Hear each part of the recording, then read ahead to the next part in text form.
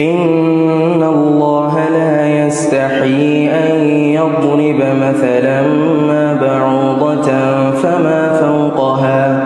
فأما الذين آمنوا فيعلمون أنه الحق من ربهم وأما الذين كفروا فيقولون ماذا أراد الله بهذا مثلا يضل به كثيرا ويهدي به كثيرا وما يضل به إلا الفاسقين الذين ينقضون عهد الله من بعد ميثاقه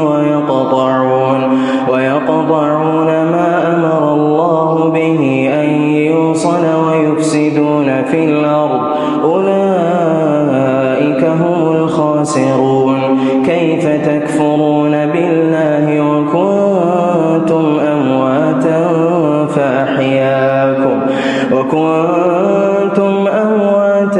فأحياكم ثم يميتكم ثم يحييكم ثم إليه ترجعون هو الذي خلق لكم ما في الأرض جميعا ثم استوى إلى السماء فسواهن 7 سماوات وهو بكل شيء